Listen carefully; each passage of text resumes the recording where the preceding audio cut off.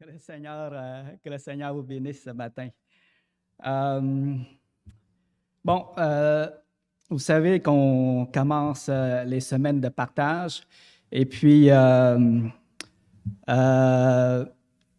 c'est une chose que j'ai discutée avec le conseil et le conseil est d'accord qu'on fasse un dimanche de partage par mois et j'avais pensé de mettre ce dimanche-là à la même période du mois, c'est-à-dire le premier dimanche du mois, pour que vous puissiez quand même savoir à quoi vous attendre, quand est-ce que la dimanche de partage, le dimanche de partage va venir, tout ça, pour que ceux qui veulent, qui ont un sujet à cœur, puissent eh bien m'informer et dire que Cossal, j'aurais tel sujet qui m'intéresserait à apporter un petit partage en avant, puis ensuite demander à l'Assemblée de participer, et ainsi de suite.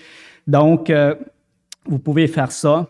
Ça va me faire plaisir de prendre votre nom puis votre sujet puis de le mettre à l'ordre dans la cédule des prédicateurs, puisque pour l'instant, c'est moi qui m'occupe de la cédule des prédicateurs.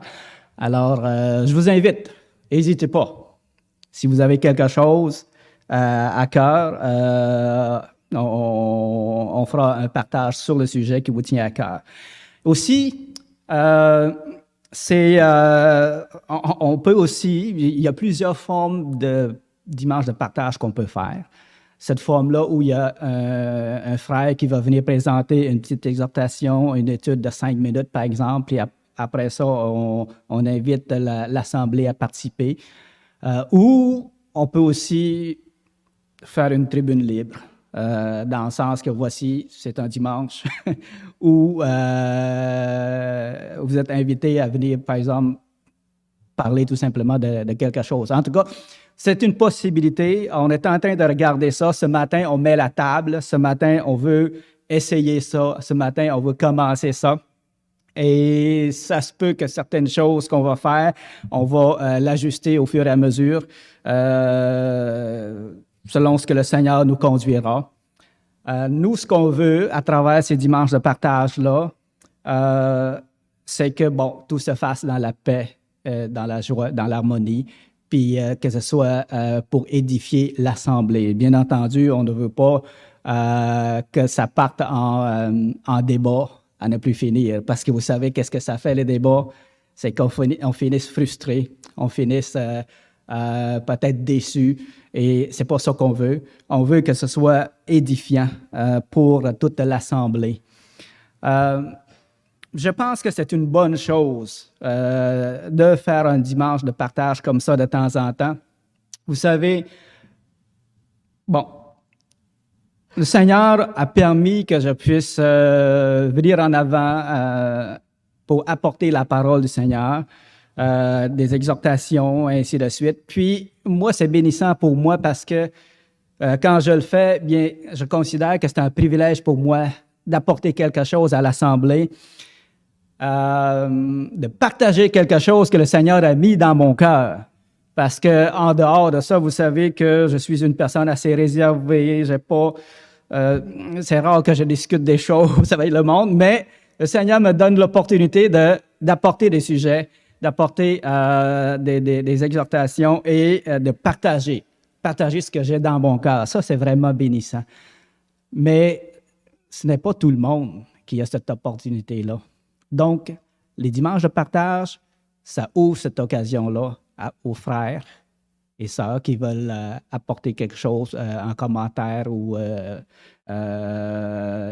idée quelconque, de partager ce qu'ils ont dans leur cœur. Je pense que ça va être bien pour ça. Il y a un micro au milieu de la pièce. Alors, ce que je vais faire, je vais amener le sujet tantôt et je vais vous poser des questions aussi pour orienter votre réflexion par rapport au sujet comme tel. Et ceux qui voudront parler, vous pourrez, ceux qui sont loin là, du micro, vous pourrez vous approcher un peu au milieu là et vous allez pouvoir parler pour que ceux qui sont en ligne puissent vous entendre. Mais essentiellement, si vous êtes un peu, mettons, à la distance de notre frère René, si vous parlez assez fort, je pense qu'on peut vous entendre quand même. Faut parler plus fort? Faut parler plus fort, OK. Bon, alors, écoutez, j'espère que vous allez aimer la formule. J'espère que vous allez être édifiés par les commentaires, les témoignages qui vont être dits. C'est ça le but. C'est un peu reproduire un peu ce qu'on fait dans les mercredis lorsqu'on partage. OK? Alors, prions. Seigneur, notre Dieu Tout-Puissant, puisses-tu bénir nos cœurs et nos pensées, que l'on puisse vraiment tourner nos cœurs, nos pensées vers toi pour te glorifier, pour t'adorer, Seigneur Dieu. Et aussi ce matin, dans cette période de partage, on veut être fortifiés les uns par les autres et grandir ensemble, Seigneur Dieu. Peut-être que ces dimanches de partage-là nous permettra aussi de nous rapprocher les uns des autres, de connaître mieux nos frères et sœurs à qui qu'on n'entend pas beaucoup parler. Alors, puisses-tu diriger toutes choses afin que nous puissions être affermis en toi, Seigneur Dieu. Je te prie. Amen. Ce matin, là, on met la table. Et puis, on s'ajustera au fur et à mesure. Le sujet que j'aimerais amener, c'est bizarre un peu la manière comment c'est conduit, parce que depuis quelques dimanches déjà que mes sujets tournent autour de ça, du châtiment de Dieu. Je ne sais pas pourquoi, mais ça a commencé avec l'histoire d'Étienne. Puis après l'histoire d'Étienne, bon, des gens sont venus me suggérer « Hey, la puissance d'égarement, pourrais-tu parler plus? » Alors, je me suis lancé dans une prédication sur la puissance d'égarement, puis après ça, c'était l'agneau de Dieu qui ôte le péché du monde, mais j'avais aussi mentionné le châtiment du Seigneur, de Dieu. Et la dernière fois, le remords le plus amer, il était question beaucoup du châtiment et c'était axé sur le châtiment que subira ceux qui vont rejeter Dieu de façon définitive lorsqu'ils paraîtront devant Dieu. Et aussi lorsque le Seigneur Jésus reviendra, où les nations le verront et se lamenteront et auront des pleurs et des grincements dedans parce que Dieu va exercer son jugement sur la terre, le châtiment sur la terre. Et ce matin, ne pensant pas à ce lien-là, vu que les mercredis, on était rendu dans Proverbe 3, dans le coin de versets 11 et 12, je me suis dit, ouais, ça serait bon qu'on puisse partager là-dessus. Et on a déjà commencé mercredi avec ceux qui étaient là, à savoir le verset 11 et 12. Alors, il s'agit ici, comme je l'ai titré, du châtiment de Dieu dans la vie du croyant. Et puis, le mot châtiment est peut-être fort. Peut-être que vous n'aimez pas trop ça, entendre ça, mais c'est un des termes que la Bible utilise. OK? Et j'aurais pu mettre la discipline du croyant dans la discipline de Dieu dans la vie du croyant. J'aurais pu mettre les corrections de Dieu dans la vie des croyants. Mais j'avais choisi châtiment parce que ça semble pas beau, ça semble laid, ça semble méchant. Et j'aimerais piquer votre curiosité, j'aimerais vous faire réagir à travers ce mot-là. Tournez avec moi dans Proverbe 3, les versets 11 et 12. Vous savez, je ne sais pas votre vision par rapport à la discipline de Dieu, au châtiment de Dieu dans la vie de croyance. Je ne sais pas si c'est quelque chose qui vous enchante ou c'est quelque chose qui vous rebute, c'est quelque chose que vous auriez aimé que ça n'existe pas. Puis peut-être que certaines personnes prennent ce sujet-là moins au sérieux aussi, ce que j'ai déjà entendu. Peut-être qu'il y a des gens qui ont tendance à croire que Dieu ne châtie pas. Puis peut-être, même si vous savez que ce principe-là s'applique encore, peut-être que des fois, dans votre vie ou dans nos vies à chacun de nous, peut-être qu'on agit comme si Dieu ne châtierait pas. On est humain. Des fois, on a tendance à ça comme un petit enfant qui va faire des choses, qui sait que c'est mauvais, qui sait que peut-être que papa va donner correction, mais on se risque. On pense que papa ne châtiera pas, on pense que papa ne verra pas ou maman ne verra pas.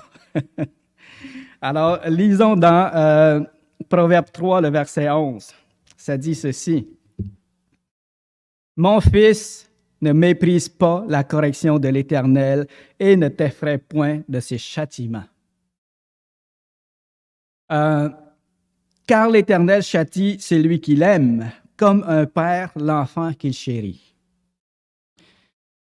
Moi, ma première question, c'était, vu que c'est écrit dans l'Ancien Testament, croyez-vous ça encore? Mais je pense que vous y croyez toutes parce que c'est écrit aussi dans le Nouveau Testament, dans Hébreux 12, le verset 5 et 6. Allons le lire ensemble.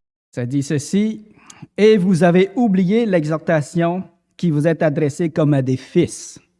Mon fils, ne méprise pas le châtiment du Seigneur et ne perds pas courage lorsqu'il te reprend. Car le Seigneur châtie celui qu'il aime et frappe de la verge tous ceux qu'il reconnaît pour ses fils. » Exactement, avec quelques mots qui sont différents, mais essentiellement les paroles qu'on a lues tantôt dans Proverbes. Et aussi dans Apocalypse 3, le verset 19, c'est le Seigneur lui-même qui va le dire cette fois-là. Apocalypse 3, le verset 19. « Moi, je reprends et je châtie tous ceux que j'aime. Aie donc du zèle et repens-toi. » Alors, voilà ce que le Seigneur nous adresse. Et moi, j'aurais une question, et peut-être même deux, et peut-être même trois. on verra. Ma première question, c'est que pensez-vous de ce principe-là, que le Seigneur châtie ses enfants? Et ma deuxième question, c'est comment peut-on reconnaître que c'est un châtiment de Dieu? Avez-vous des trucs? Avez-vous des témoignages à nous partager, des trucs à nous faire savoir, comme quoi que ça, c'est un châtiment de Dieu? Je ne sais pas. En avez-vous eu dans votre vie? Comment avez-vous fait pour reconnaître que oui, ça y est, c'est ça? Alors, oui, frère. Je dirais, Dieu, on sait que Dieu est souverain à toute chose, que tout le monde le comprenne, oui. Ça va? Je ne sais pas, est-ce qu'on entend bien? Vous entendez bien? Oui. Ça va? Oui. OK. Fait que pour moi, ce que je comprends pour moi-même, comment Dieu fonctionne principalement, là, il y a le principe de sanctification, puisque Dieu, il veut nous, même si pas nécessairement qu'on pêche, il veut nous faire grandir, il veut nous faire monter encore plus à sa ressemblance, si on peut le dire comme ça. Il va quand même mettre des difficultés, des souffrances, des choses comme ça pour nous faire grandir. Et évidemment, il y a aussi l'autre aspect de notre péché personnel parce qu'on pêche tous les jours. Donc, on tombe, il faut revenir devant le Seigneur tous les jours, systématique. Et ça aussi, c'est pour nous montrer, pour revenir sur la bonne voie, comme on dit. Fait qu'il y a toujours deux questionnements là, par rapport à tout ce qui se passe dans nos vies personnelles à chacun d'entre nous. Pas nécessairement qu'on soit coupable, mais des fois oui. Puis, ce qui est très important, mais c'est sûr qu'il faut, je pense qu'il faut être vraiment en connexion avec Dieu tous les jours, parce qu'on pêche tous les jours, c'est systématique. On va être demain jusqu'à la fin de nos jours pour tout le monde, il n'y a pas d'exception. Je pense pas. Puis, donc c'est important de se placer devant Dieu, puis lui demander pardon, de se repentir, puis de grandir par rapport à ce qu'il manque. C'est évidemment, si on ne répond pas à ses demandes, on s'est perdu dans le monde, ou on s'est éloigné de lui, ça arrive à tout le monde, moi-même tout le temps aussi. Ben, on ne revient pas devant lui, bien évidemment, au début il est averti, il montre des signes, et je pense pas qu'il va avec le gros marteau tout de suite en partant. Ça peut arriver des fois aussi, il n'y a pas une règle générale de tout ça, mais parfois, si après 4-5 avertissements qu'il t'envoie dans ta vie, tu as les yeux fermés, tu ne comprends pas, ben, c'est sûr qu'il y a comme une, selon ce que je vois souvent, il t'avertit, mais tranquillement pas vite, tu vas en progression. Mais c'est pas toujours le cas non plus, il n'y a pas de règle établie. Mais souvent, c'est le même qui fonctionne aussi. Donc, si on s'égare, si on pêche, il est patient. C'est un Dieu d'amour, c'est un Dieu de miséricorde, c'est un Dieu de compassion, il est extrêmement patient, il nous aime plus que toute chose. Lui connaît vraiment ce que c'est l'amour vraiment véritable, et non pas l'amour charnel. C'est que, il y a une patience incroyable en nous, mais en même temps, il veut la vérité, il veut la justice envers chacun de ses enfants. Il veut qu'on grandisse à travers lui. C'est ça. C'est ça mon commentaire. Merci. Oui, frère. Je crois que quand on a le Seigneur dans notre vie, on a l'amour. Sans l'amour, on sait très bien qu'il y a le bien et le mal qui existent. Ouais, je pense pas qu'on entend. Est-ce que. Juste s'il peut se tourner vers nous. Ah, si vous voulez tourner Peut-être tu peux vers le micro. Merci, Robert. Pour lui parler un peu plus fort. C'est qu'on a tous, si on a Dieu dans notre vie, on a l'amour. Puis, c'est sûr que le bien et le mal existent, on ne se le cachera pas. Le principe de tout ça, c'est de faire le bien par amour. Mais, étant humain, ça nous arrive de faire le mal, de faire des choses qui ne sont pas correctes. Mais plus on a un Dieu dans notre vie, puis plus vite que ce que Costal disait, le châtiment peut arriver. Puis le châtiment, on le reconnaît parce qu'on se rappelle qu'on a fait le mal. Il y a une conscience, on peut l'appeler l'âme, on peut l'appeler la conscience, on va dire notre âme, qui va nous dire, qui va nous faire réagir plus vite si on fait le mal, qui va nous faire reprendre le chemin du bien. Ça fait que c'est d'avoir le Seigneur vraiment dans notre cœur, qui va nous éclairer à faire le bien. Mais le mal est omniprésent dans notre vie, on le sait présentement avec tout ce qui se passe, qu'il y a beaucoup de... Malheureusement, il y a beaucoup de personnes qui sont... il y a beaucoup de familles brisées, il y a beaucoup d'amitiés brisées, il y a beaucoup de mensonges, il y a beaucoup de méchanceté. On vit une époque qui est très difficile. Ça fait qu'il faudrait que les gens se rassemblent encore plus vers la vérité du Seigneur, puis vers sa justice. Ils se tournent vers le Seigneur pour avoir cette vérité-là. Il ne rejette pas sa famille, il ne rejette pas ses amis. Parce que ce que je vois présentement, c'est vraiment pas beau. Puis ça fait de la désunion, et je trouve ça très triste. Qu'est-ce qui se passe présentement? Merci. Oui. Moi, je pense que le Seigneur nous envoie des épreuves pour tester notre foi. Je pense ça. Pour voir vraiment si on a vraiment la foi, pour continuer à le suivre et tout ça. Moi, j'ai eu une très, très grosse épreuve de 15 ans, puis c'est sûr que j'en voulais à Dieu. Là. J'en voulais, puis je comprenais pas, tu sais, être croyante, puis avoir une grosse épreuve de même, là. Puis je voulais quasiment, comment dit, là, je me disais, ça donne quoi d'être croyant de même, puis tu sais, on n'est pas mieux que les autres, on est peut-être pire. Tu sais, t'en vois, puis ils ont l'air bien, ils n'ont jamais rien, les autres qui arrivent, on dirait. Puis ils sont même pas croyants. En tout cas, moi je pensais à ça. J'avais envie de tout lâcher, puis tout ça. Puis moi, ça a brisé ma famille complètement. C'est une très grosse épreuve, mais tu sais, j'ai continué pareil. Là-dedans, dans cette épreuve-là, j'ai vu pareil le Seigneur, j'ai vu comme des petits miracles qui est arrivé, là, parce que je savais que c'est lui.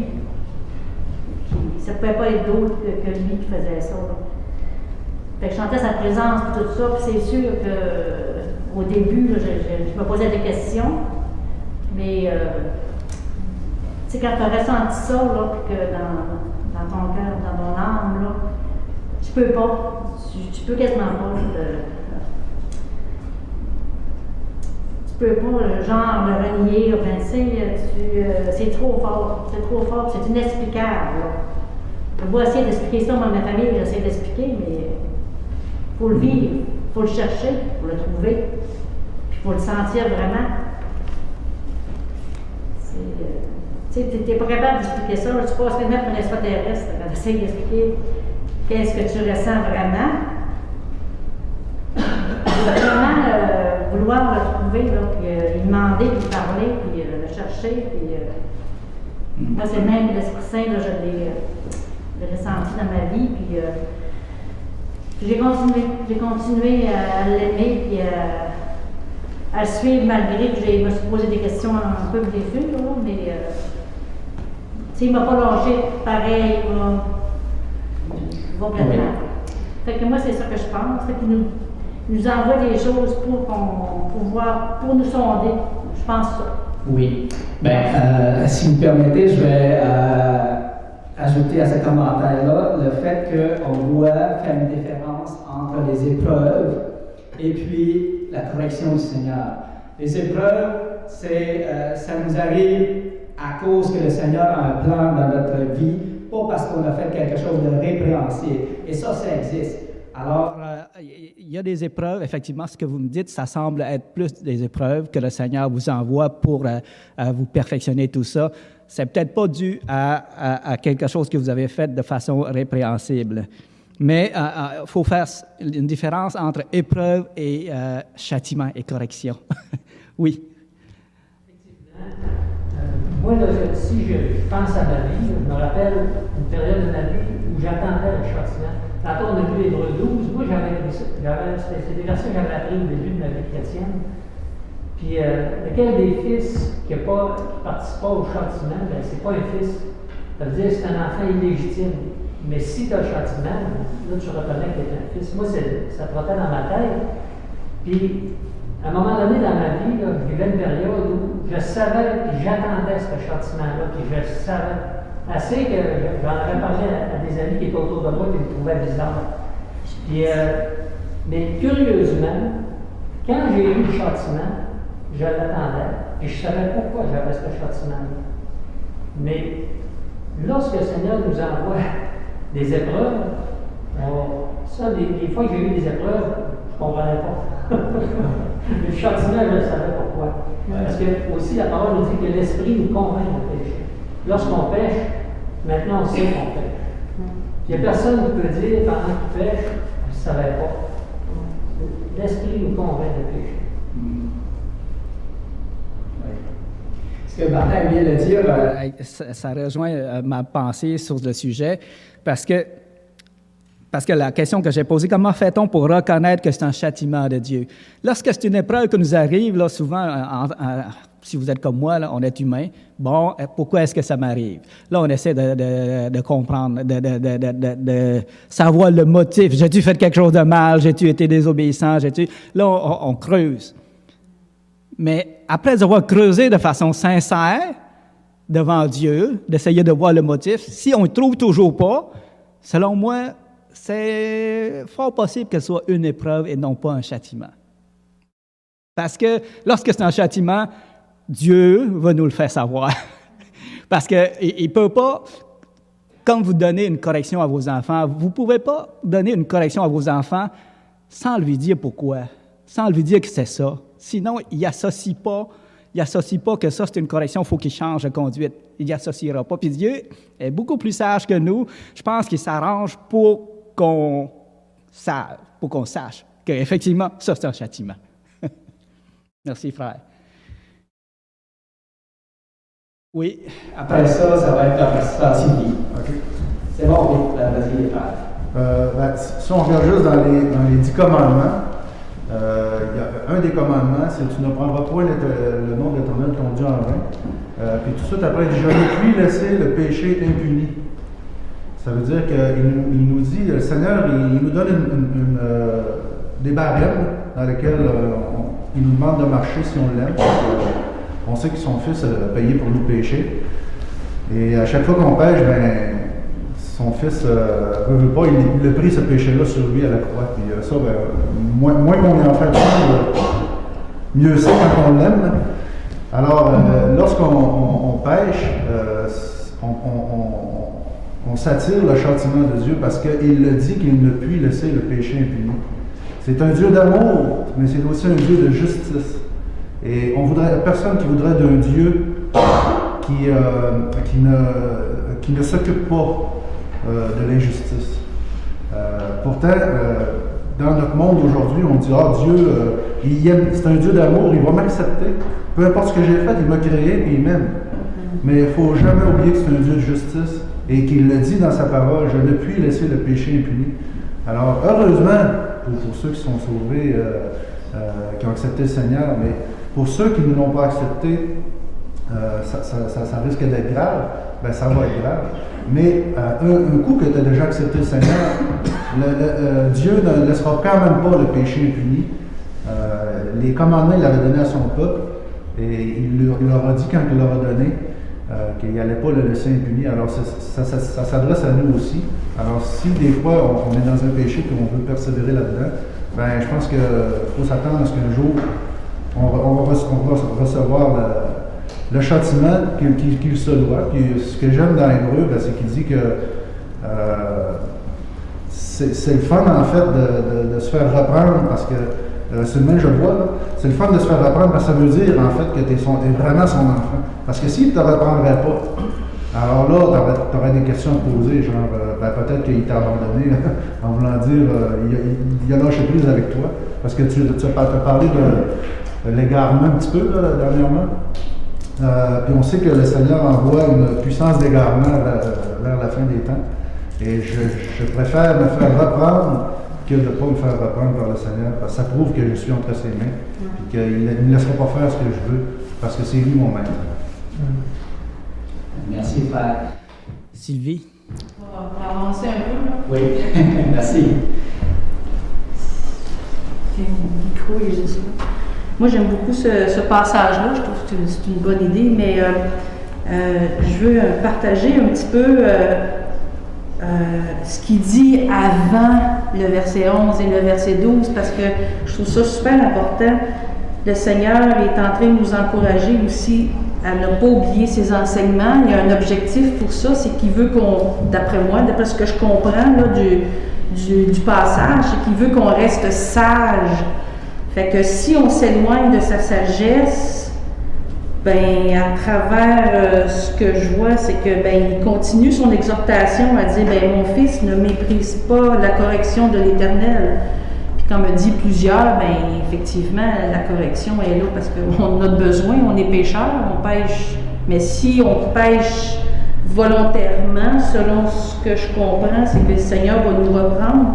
Puis il veut nous amener justement à être heureux, à revenir à cette sagesse-là, parce que le verset 13, il dit « Heureux l'homme qui a trouvé la sagesse et l'homme qui possède l'intelligence. » Fait que je trouve ça bien, mais il ne faut pas oublier tout le contexte qui est derrière le verset 11 et 12 par rapport au châtiment.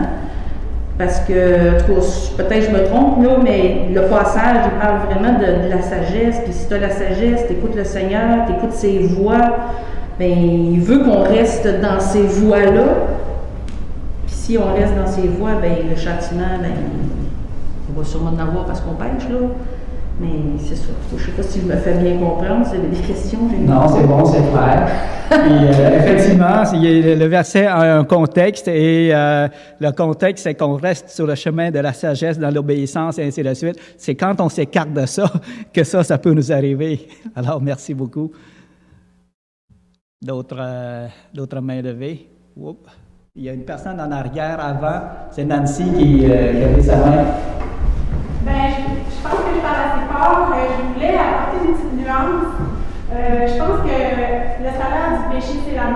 avec la punition du péché. Je pense que c'est Jésus qui l'a porté pour nous.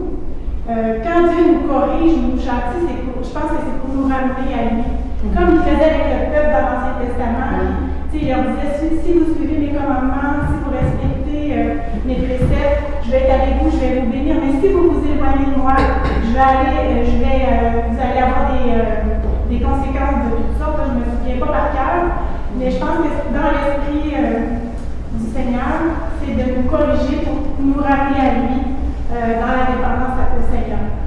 Si je vais faire une nuance entre la punition ou le châtiment légal de la punition, c'est Jésus qui l'a porté. Alors, on aura pu subir cette mort-là spirituelle. C'est bon, merci. Oui, frère. Ouais, je voulais juste apporter une précision par rapport à l'Esprit Saint. On peut attester l'Esprit Saint, puis on peut en tant que chrétien, on peut s'égarer, on peut complètement ne plus l'entendre. Oui, au départ, on va voir le péché, il va nous le montrer, on va voir les erreurs qu'on a commises, mais on peut tellement s'envoyer dans une mauvaise voie, ne plus écouter ce que l'Esprit Saint nous dit, qu'on n'est plus en contact là, avec la réalité, même si on est pendant le temps. Donc, il faut faire attention à ça. Oui, c'est vrai qu'on a toujours l'Esprit Saint en nous, les soleils, mais on peut complètement l'éteindre complètement.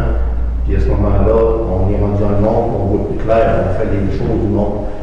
Puis c'est insidieux parfois, puis c'est progressif, mais on s'aperçoit des fois si on n'a pas le regard, on ne vient pas devant Dieu régulièrement pour parler avec lui, puis se faire guider par l'Esprit Saint, on ne met pas notre vie en règle, on va s'éloigner tranquillement. Oui, il va nous avertir, il y a des étapes, théologiquement, mais on va arriver à ça à un moment donné, l'Esprit Saint va être étouffé complètement.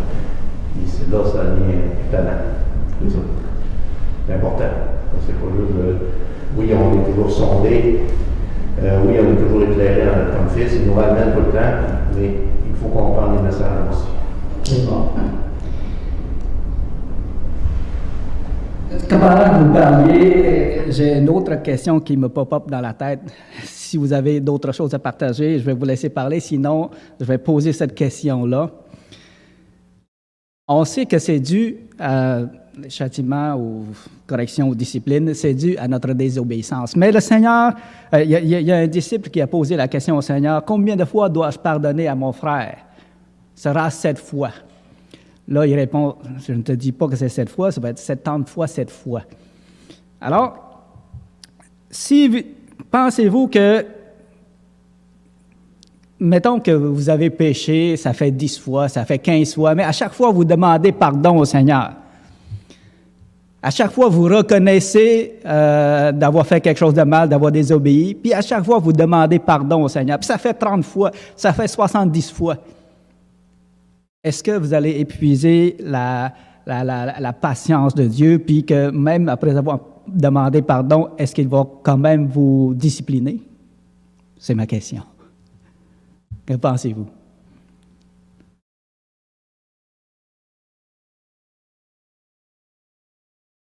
Moi, personnellement, je pense que le Seigneur, le but de la correction, c'est qu'on se repente. Hein? Le but de la correction, c'est qu'on se repente, qu'on reconnaît notre égarement, puis qu'on vienne à lui. Puis si on le fait déjà, quand même, ça fait 70 fois. On le fait déjà. Je pense que, en tout cas, à mon avis, le Seigneur va plutôt utiliser des moyens pour nous fortifier, pour qu'on puisse ne plus tomber. Mais je ne suis pas sûr que la correction serait justifiée ou de mise. En tout cas, c'est personnellement.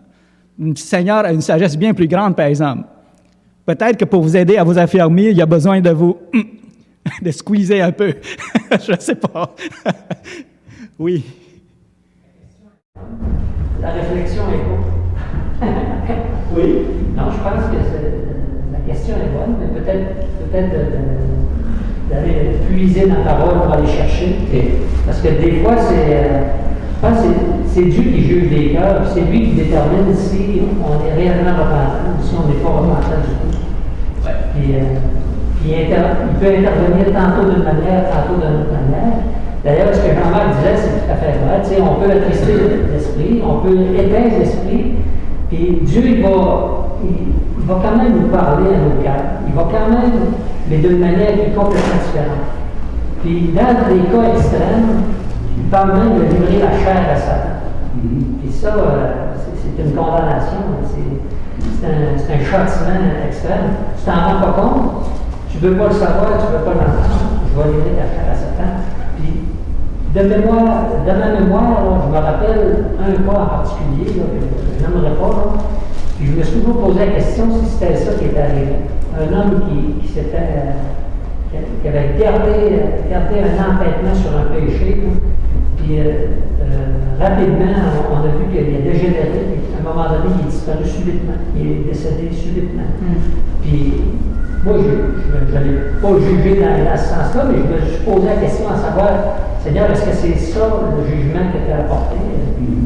Puis dans d'autres cas, tu vois une personne qui était au service, qui marchait pour le Seigneur, puis à un moment donné, qui change complètement de vie. Puis là, tu te dis, je ne peux pas croire que cette personne-là qui était là, maintenant, elle est rentrée dans cette condition-là. Mais c'est Dieu qui juge les cœurs. Puis ces jugements sont justes. Puis moi, je me rappelle, lorsque j'ai eu le châtiment, le plus gros châtiment de ma vie, là, de la part du Seigneur, je me rappelle que dans ma prière, ce que je disais, je mérite réellement ce que j'ai, parce que tu es juste. Parce que tu es juste. Et je le reconnaissais. Si je ne l'avais pas reconnu, si je m'étais entêté, probablement qu'il me serait arrivé quelque chose du genre. Mais je ne peux pas le prétendre parce que je ne connais pas. Oui, effectivement, c'est une question quand même délicate. Puis c'est délicat de se prononcer. Je vais revenir à toi, frère. C'est délicat de se prononcer. Puis effectivement, le Seigneur a une sagesse bien plus grande que nous. Puis il connaît nos cœurs exactement. Puis il sait comment s'y prendre avec nous. Hein? Alors, on ne peut pas vraiment avoir quelque chose de... une règle générale. Nous, on est des humains, on ne peut pas tout comprendre. Steve, il y a Dominique qui a levé sa main après toi, mais qui n'a pas encore parlé. Est-ce que ça te dérangerait que je le laisse parler? OK, oui, Dominique. Un court commentaire, je veux juste dire que je préfère et de loin que Dieu soit le juge, parce que je trouve qu'on est très prompt aussi, l'être humain, à s'attribuer. Si on avait à se juger les uns les autres, à se donner des châtiments, ce serait épouvantable. Parce qu'on est très prompt à interpréter le châtiment dans la vie des autres, alors que des fois, on n'est pas au courant. Puis Dieu nous connaît, Dieu sait ce qu'on a vraiment besoin. Alors, moi, je trouvais ça intéressant, au moins de réfléchir là-dessus, parce que ce que Jean-Marc l'a dit tantôt, des fois c'est difficile de comprendre, c'est difficile de savoir. Quand tu as parlé de ça, je pensais dans Acte 5 avec Ananias et Saphira, où les jugements ont été expéditifs, rapides et excessivement sévères, alors que dans d'autres cas, Dieu a été extrêmement patient. Fait laissons Dieu agir, de ne pas interpréter et de faire la distinction, effectivement, entre l'épreuve et puis la correction. Bien d'accord, frère. Oui, Steve. Oui, comme Martin disait, c'était ma première pensée quand tu as posé la question, est-ce que si on demande pardon 70 fois, est-ce que le Seigneur va quand même à un moment donné nous châtier pareil, parce que genre, ça fait trop de fois. Vraiment, Martin l'a dit, le Seigneur regarde nos cœurs, lui connaît la disposition de notre cœur, la personne qui va se repentir, mais qui le fait avec bonne intention, mais peut-être l'occasion va se représenter, puis c'est plus fort que lui, il va repêcher. Au moment où il s'est repenti, il avait vraiment son cœur sincère.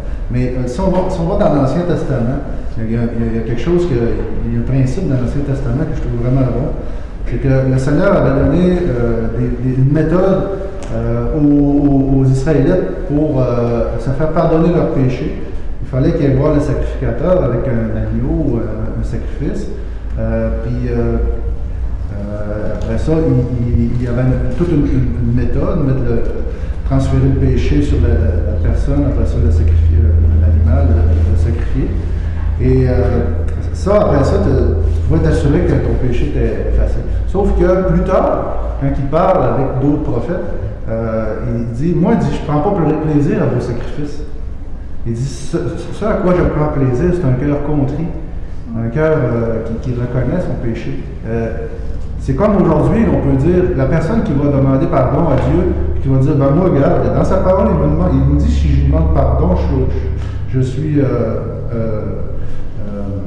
pardonné, mais qui fait ça comme une recette magique, c'est un peu comme l'Israélite qui allait donner son sacrifice pour montrer aux autres qu'il avait demandé pardon, mais dans son cœur, il n'était pas repentant. Fait que ce que Dieu veut vraiment, autant dans l'Ancien Testament que dans le Nouveau, on n'a plus besoin de faire ces sacrifices-là parce que Jésus a payé, mais c'est vraiment au cœur que le Seigneur il va voir, puis il le démontre dans l'Ancien Testament aussi, là, même s'il y avait une méthode, il le dit plus tard, il dit non, dis-moi la méthode, là, oublie ça. Il dit, moi c'est ton cœur que je veux voir. Merci. Il y a notre frère René qui a mis sa main. C'est juste pour quelque chose, parce qu'on parle de 70 fois. Et je peux dire autre chose que si tu te rends 70, ben, c'est tu lis pas ta Bible.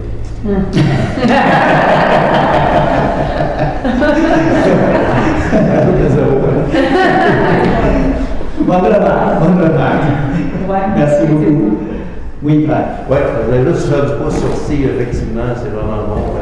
Moi, je pense toujours au roi David, qui est appelé l'homme selon le cœur de Dieu, mais les bontés, il faisait des gros péchés, il était dans l'erreur pendant des années, même parfois, mais il revenait à Dieu, puis Dieu le bénissait abondamment. Fait que c'est vraiment là, la repentance sincère du cœur, un homme selon le cœur de Dieu. Si tu fais une repentance, mais c'est pas sincère, ou c'est pour toutes sortes de mauvaises raisons, Dieu le voit, ça. C'est le seul juge, il le voit dans le fond du cœur. Si je pense que la personne est vraiment repentante, là, les 70 000 fois qu'on va se repentir, ça va marcher.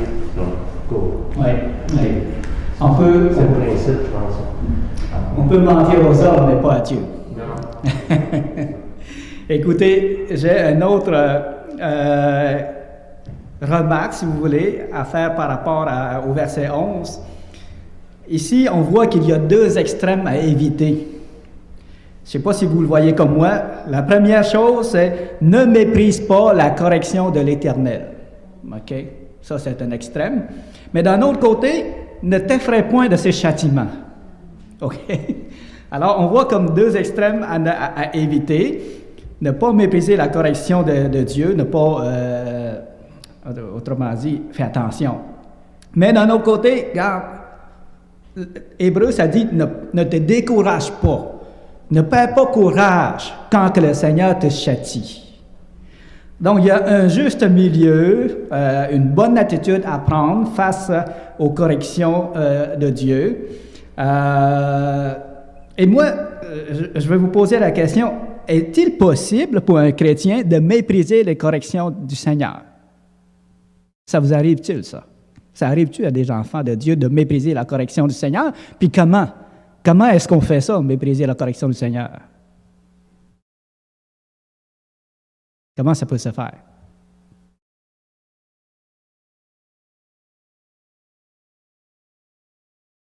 Je pense que le fait de ne pas prendre garde, c'est déjà mépriser, sans vraiment faire comme ceux qui ne croient pas, là, parce que ceux qui ne croient pas vont dire « Ah, c'est pas un châtiment de Dieu, là. C'est pas Dieu qui fait ça, c'est pas act of God, cette affaire-là, c'est tout simplement naturel, alors, regarde, fais-toi-en pas. » Bon, en tant qu'enfant de Dieu, on ne dira pas une chose semblable à ça, mais on peut peut-être ne pas prendre au sérieux la correction du Seigneur. On peut peut-être le prendre à la légère ou on peut peut-être même penser que ça n'en est pas. Ne pas se reconnaître pécheur dans ce qu'on a fait, puis bon, on laisse ça passer. On n'y prend pas garde. Qu'est-ce que vous en pensez? Oui, frère. On va parler d'autres, c'est pas de problème. Mais c'est sûr qu'il y a toujours le fameux principe de l'orgueil qui... Le Seigneur vient nous casser, Dieu résiste aux orgueilleux, donc on est tous des orgueilleux quelque part. Puis dès qu'on a de l'orgueil en nous, c'est dur de reconnaître nos propres erreurs. On voit les erreurs des autres souvent facilement, mais nos propres erreurs à nous-mêmes, orgueil, de rivalité, jalousie, envie, mais surtout notre ego. Dieu n'aime pas ça. C'est sûr que quand on est touché dans notre orgueil, parfois on risque de ne pas accepter ce qui nous montre. C'est tout le temps la faute des autres, mais c'est tout le temps parce que ça a mal viré dans notre vie, même toutes sortes de choses, mais s'examiner soi-même en toute humilité, c'est un autre paire de manches. Se mettre vraiment devant Dieu. C'est pas évident de faire ça, mais c'est ça. Dieu ne veut pas d'orgueil dans la vie. C'est ce que je comprends. Ça, c'est important. Merci.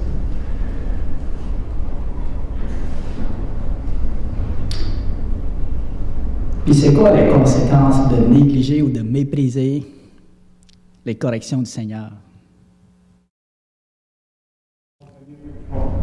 J'allais dire sensiblement la même chose, c'est qu'il y a des niveaux dans ça. Oui. Et tantôt, ce que Dominique disait, c'est que dans le fond, dans toutes les discussions, nous autres, là, au point de vue humain, on regarde quelque chose. Un exemple, on voit David qui a fait tuer son propre serviteur pour réussir à obtenir sa femme. Ce que ça a eu comme conséquence, comme châtiment, il a perdu son premier fils. Puis on regarde Ananias et Saphira qui ont vendu le champ, qui ont ramassé l'argent. On ne donnera pas tout l'argent. D'un coup, il rappelle d'abord instantanément. Au point de vue humain, si je regarde avec mes yeux, je dis, voyons donc, ça c'est bien moins pire que ce que David a fait. Ils n'ont pas tué quelqu'un, ils ont vendu le champ, ils ont apporté une part d'argent. Mais c'est Dieu qui voit, c'est Dieu qui parlait les cœurs. Puis dans le texte, il dit, vous avez voulu mentir au Saint-Esprit.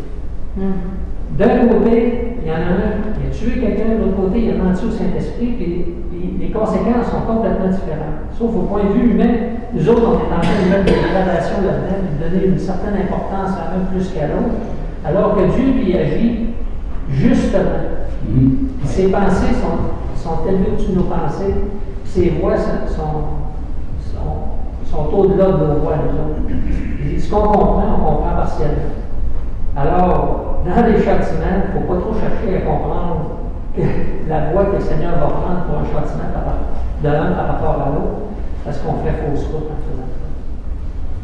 C'est bon, merci. C'était très bon, édifiant comme commentaire. Y a-t-il d'autres mains qui sont élevées sans que je le voie? OK, oui. Michel? On a appris un mot cette année, variable. Et il y a des variables dans les châtiments. OK. Selon le temps, selon le degré de. Je pourrais dire un exemple. Ève a désobéi. Ils l'ont sorti du jardin. Dieu a surveillé son jardin.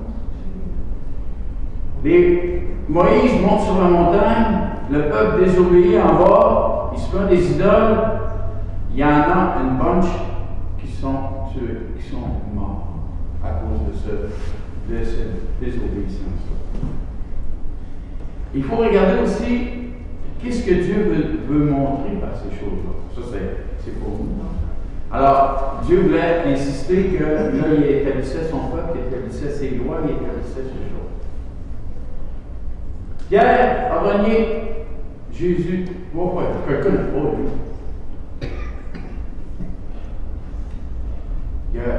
Il a pleuré.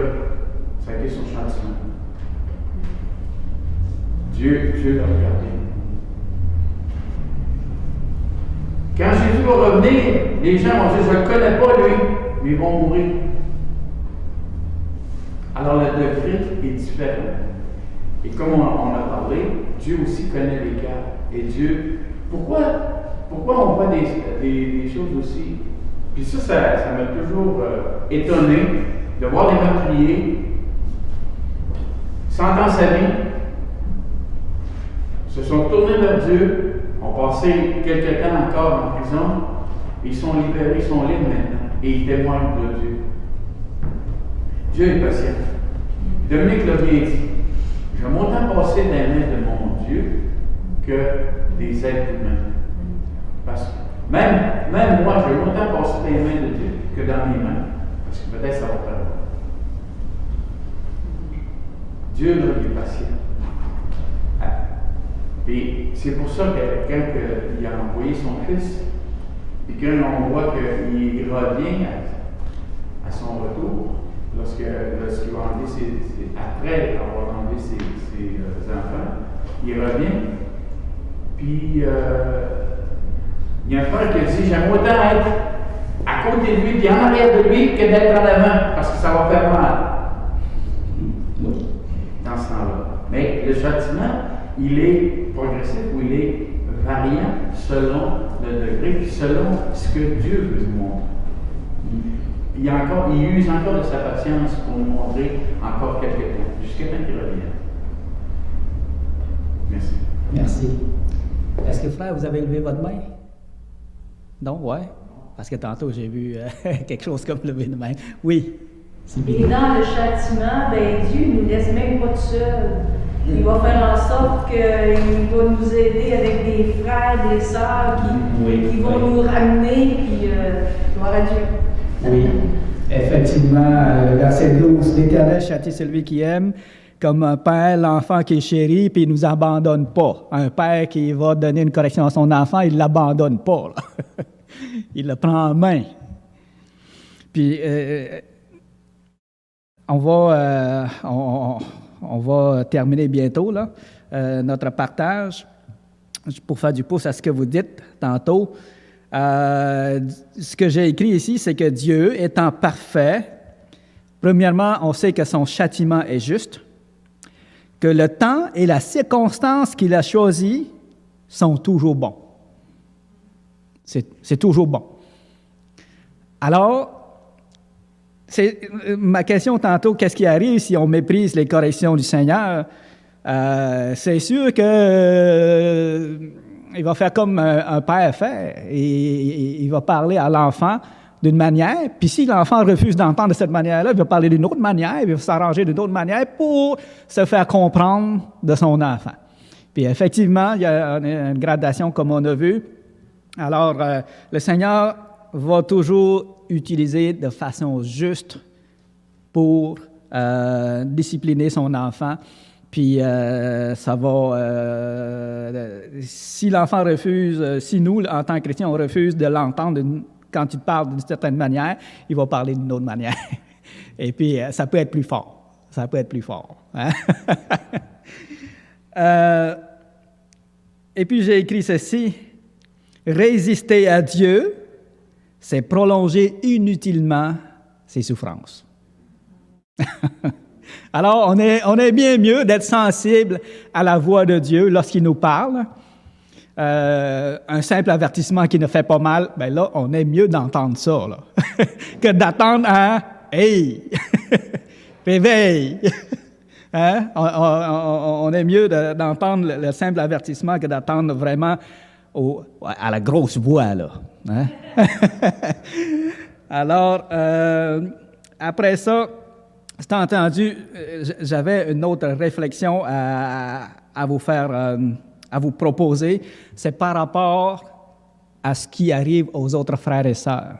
Il faut faire attention, effectivement, lorsqu'un frère ou une sœur vit une épreuve, disons un malheur, OK, vit un malheur, sommes-nous prompts à dire que c'est un châtiment de Dieu, ou tout simplement c'est une épreuve, ou tout simplement on remet ça dans les mains du Seigneur? Je sais que nous sommes tous humains, puis le diable est là aussi pour diviser, le diable est là pour influencer nos pensées. Ça se peut fort bien que face à un malheur qu'un frère ou une sœur a, ben notre idée c'est « Ah, c'est un châtiment. Il le mérite. Je ne sais pas c'est quoi, je ne connais pas sa vie privée, mais c'est probablement un châtiment. » Ben, ce n'est pas la bonne attitude à prendre. Vous ne connaissez pas la personne, justement. Si vous ne connaissez pas sa vie, si vous ne connaissez pas la personne, c'est mieux de prier, puis de ne pas juger. La Bible dit « ne jugez point ». OK? Mais j'aimerais qu'on l'apporte quand même, parce que on est humain, puis le diable nous influence, puis veut nous diviser, puis des fois, on peut s'adonner à des pensées comme ça. Puis il faut prendre garde. Oui, frère. porter les fardeaux les uns des autres. Je pense que quand on voit quelqu'un qui vit une épreuve, le premier réflexe devrait être d'aller dans la prière, de prier pour cette personne-là. Puis, effectivement, c'est pas un réflexe. On devrait développer ce réflexe-là. Mais c'est pas quelque chose qui est nécessairement dans nous autres. Mais c'est notre nature humaine, puis on a un accusateur aussi qui est constant.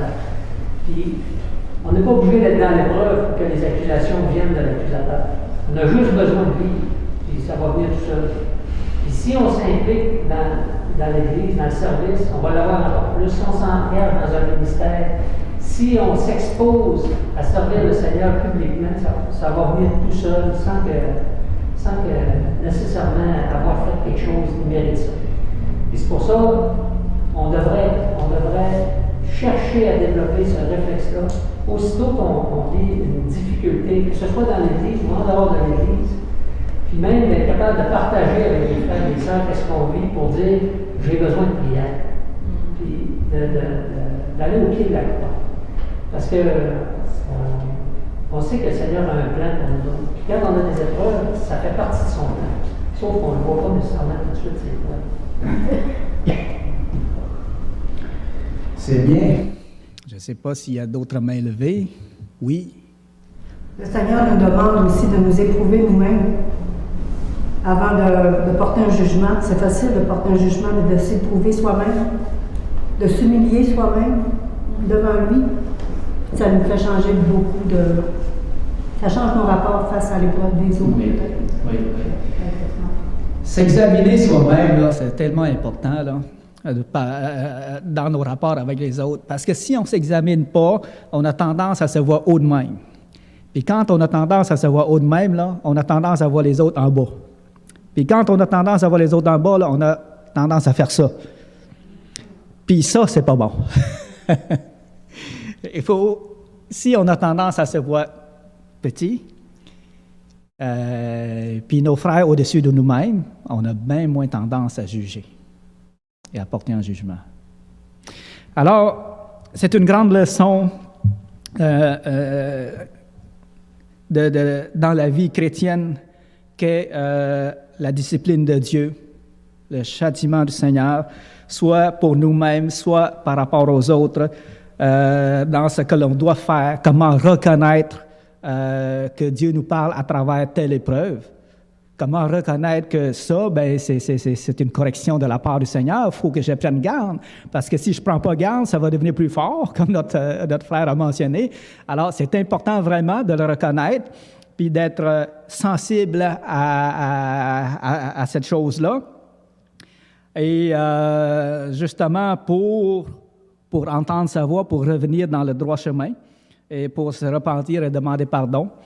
Et aussi, lorsqu'un de nos frères et sœurs est dans l'épreuve, c'est d'avoir une bonne attitude envers dans cette situation-là et de ne pas juger, mais de prier pour cette personne-là, d'être plutôt unis ensemble, en esprit, pour qu'on puisse passer les épreuves ensemble, qu'on puisse porter les épreuves les uns des autres, et non qu'on se mette à juger les uns les autres.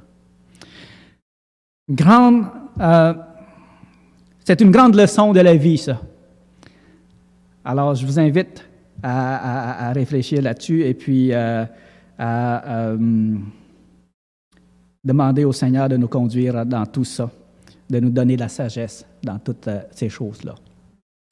Prions. Seigneur éternel, notre Dieu Tout-Puissant, oui, Seigneur, on fait bien d'être attentif à ta voix, on fait bien d'être attentif à ce que tu nous dis, Seigneur, afin de ne pas s'égarer, afin de revenir toujours sur le bon chemin et de faire ta volonté, parce que c'est vraiment ça que tu désires. Tu ne châties pas tes enfants pour qu'ils périssent, mais pour qu'ils se repentent, pour qu'ils viennent à toi. Tu nous dis dans ta parole, c'est parce que tu les aimes que tu les reprends et les châties, Seigneur. Alors, merci d'être un bon Père, un bon Papa céleste qui s'occupe de nous, qui s'occupe de nous apprendre les bonnes choses dans la vie à faire, Seigneur.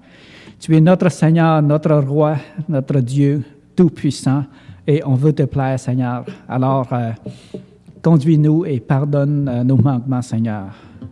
Et bénis chacun de nous cette semaine. Nous t'en prions. Amen.